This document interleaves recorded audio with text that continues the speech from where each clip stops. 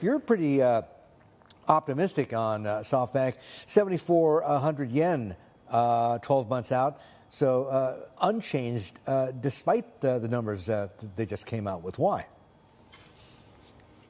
Well, I think the first thing to note is that the fiscal third quarter markdowns are a snapshot from the past in terms of where Vision Fund comparable companies used in assessing the valuation metric to report for portfolio companies, where that's derived from. And so what we're seeing is, if this rate environment has stabilized or continues to stabilize or sees maybe a tighter range of volatility, and we see tech multiples stay where they are or continue to reflate, this snapshot from fiscal third quarter would be quite dated in terms of what we might see in terms of Vision Fund portfolio company valuation and other holdings into fiscal fourth quarter and onwards.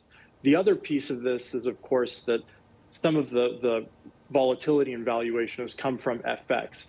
We saw NAV reported at 13.9 trillion yen relative to a 16.7 trillion yen result in the prior quarter, but 1.5 trillion yen of that came from FX. 86% of the equity in the holding company comes from US dollar denominated assets.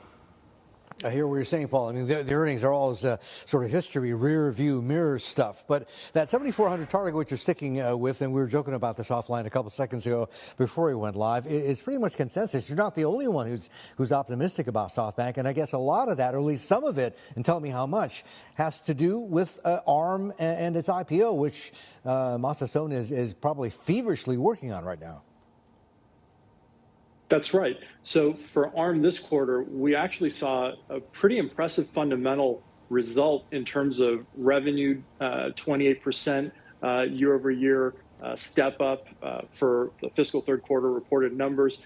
And ARM in general, as a highly penetrated incumbent, we see it as best in class in the semiconductor space. If you look at comparable companies like NVIDIA, for example, in the semiconductor arena, multiples have reflated significantly from this December end marking to market. And so to us, that means not only could ARM be a significant contributor in fiscal fourth quarter and onwards in terms of NAV reflation, we think it also could mean, if this environment stays favorable to management's comments, that could create a nice backdrop for monetization. Hi, I'm Emily Tan, and thanks for watching CNBC. You can check out more of our videos by clicking on the boxes on the screen, and don't forget to subscribe to the channel for more. Thanks for watching.